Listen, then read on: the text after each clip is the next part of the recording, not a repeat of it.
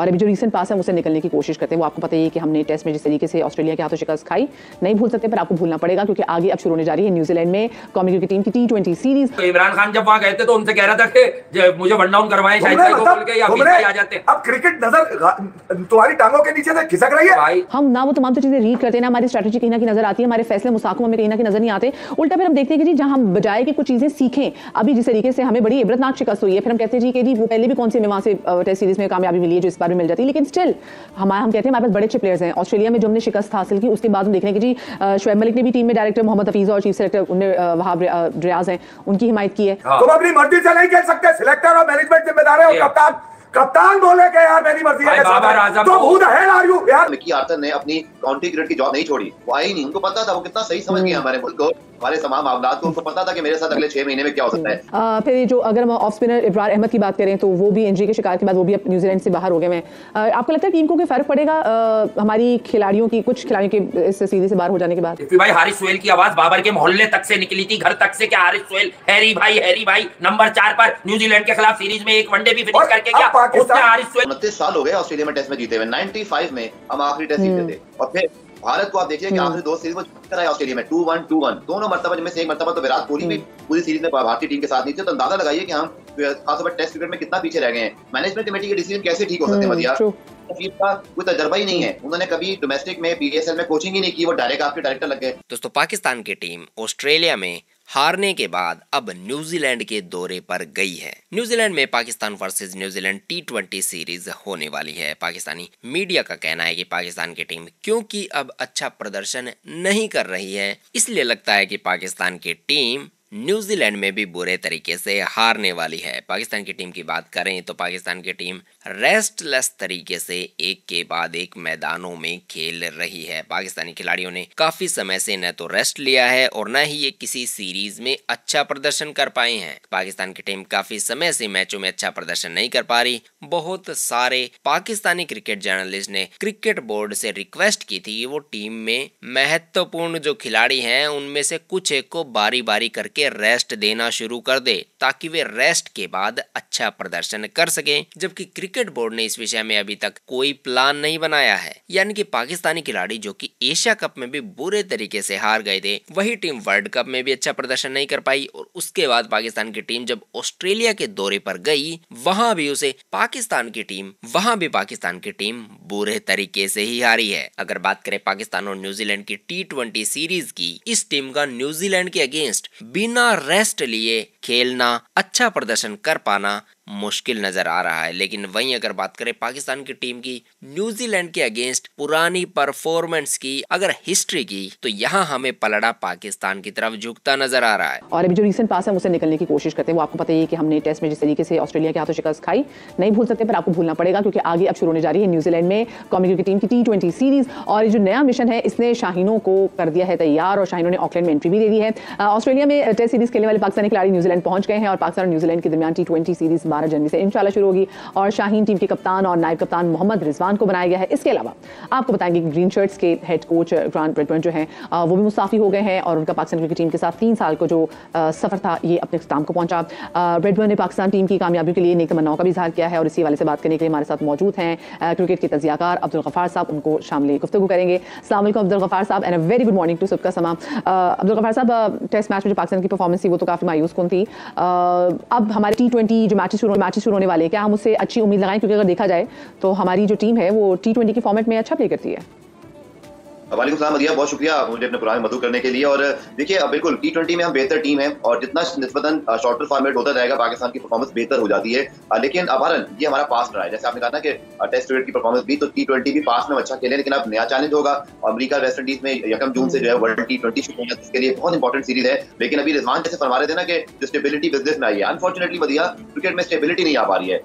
2022 दिसंबर में रमीज राजा साहब को जब हटाया गया, अमलन पाकिस्तान क्रिकेट बोर्ड का कोई चेयरमैन ही नहीं है, ये सब मैनेजमेंट कमेटी के सरबराह के तौर पे पहले नजम सेठी साहब काम करते रहे, अब जक्कर साहब काम कर रहे हैं। इसका मसला ये होता है कि स्टेबिलिटी नहीं आती है, क्योंकि जब आप फैसले लेते हैं उसके अंदर लॉन्ग टर्म प्लानिंग नहीं। अभी 5 फरवरी तक जो है वो जक्कर साहब की मुद्दत हमें याद है। और फिर मसला ये ना कि जो आता है, जो फैसले लेता है, जो अगला आने वाला होता है वो उसको आके रिवर्स कर देता है।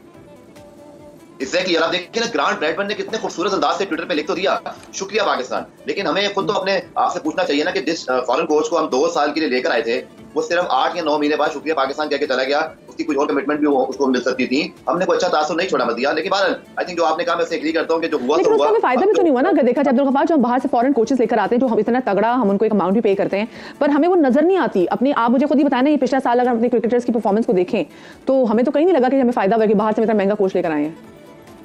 देखिए फॉरेन कोचेस की परफॉर्मेंस में भी यकीनन आप सही कह रही, कंसिस्टेंसी पाकिस्तान टीम की नहीं रही। लेकिन मसला जो का तो वही है कि आपकी जो प्रॉब्लम है ना वो है कंसिस्टेंसी क्रिकेट बोर्ड। क्योंकि फॉरेन कोचेस आप देखें कि मदिया मिकी आर्थर ने अपनी काउंटी क्रिकेट की जॉब नहीं छोड़ी, वो आई नहीं, उनको पता था, वो कितना सही समझ गया हमारे मुल्क को, हमारे तमाम मामला को। उनको पता था कि मेरे साथ अगले 6 महीने में क्या हो सकता है जब इस तरह की तलवार लटक रही होती है। लेकिन बहरहाल मेरा ये ख्याल है कि चले अब मैं कहता हूँ कि चाहे अब मुझे नहीं पता ये 5 फरवरी के बाद क्या होगा, इलेक्शन जब होंगे उसके बाद कौन सी गवर्नमेंट आती है, लेकिन आप देखिएगा मदिया फिर क्रिकेट बोर्ड का चेयरमैन तब्दील होने के इम्कान होंगे।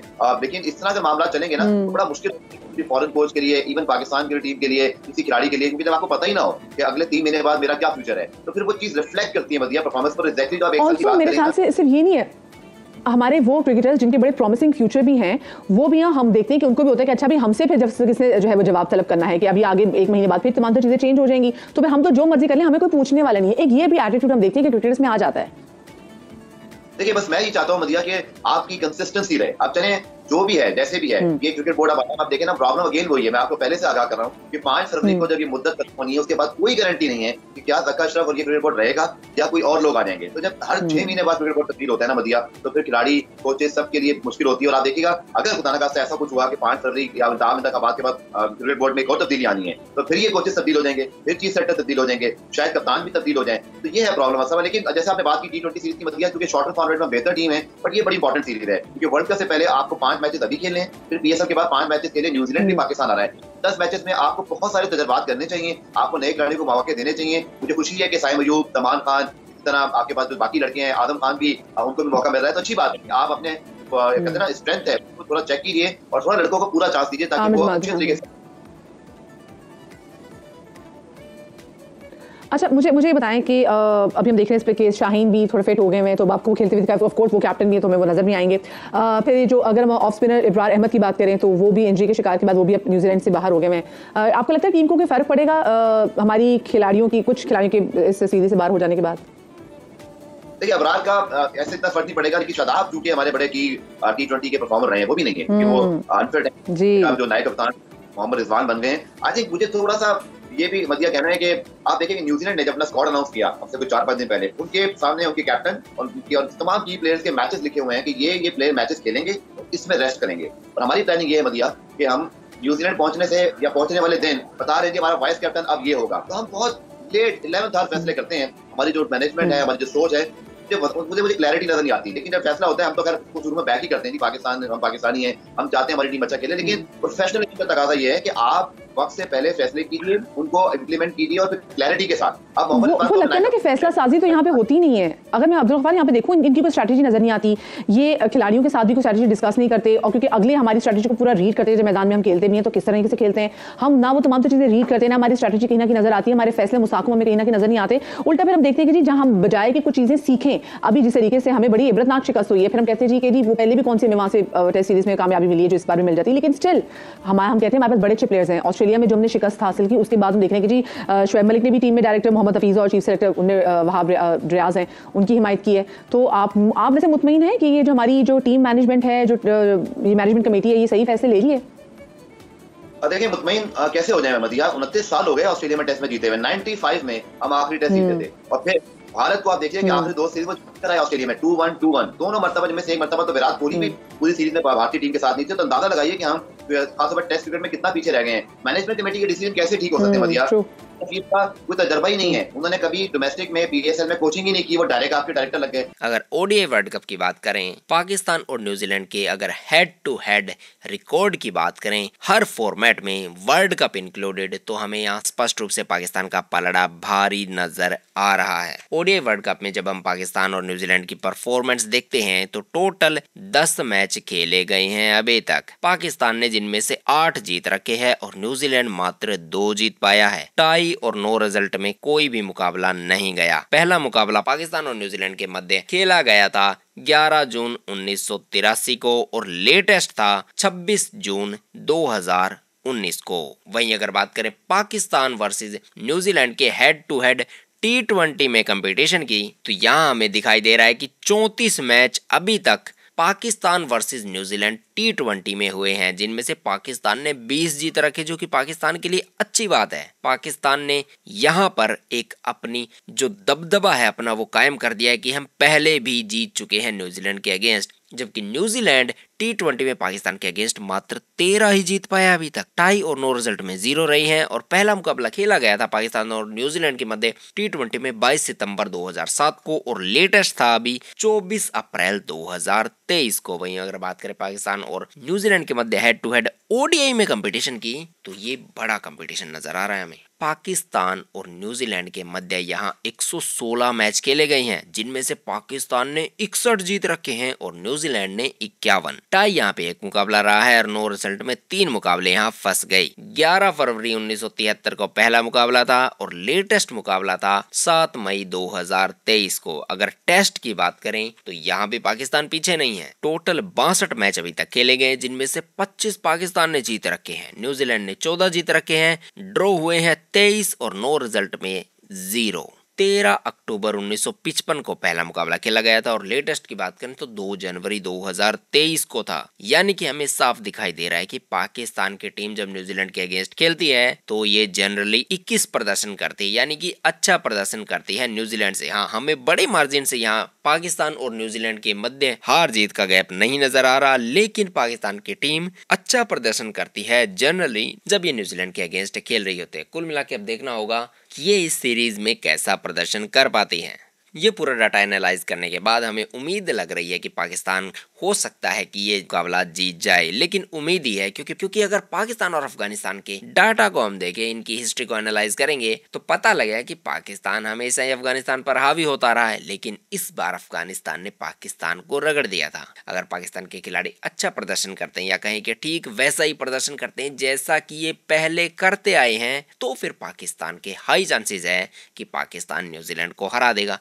लेकिन अगर पाकिस्तान के खिलाड़ी वैसा ही प्रदर्शन करेंगे जैसा उन्होंने एशिया कप और वर्ल्ड कप में किया था, तो लग रहा है कि न्यूजीलैंड पाकिस्तान को बुरे तरीके से हरा के घर भेजने वाला है।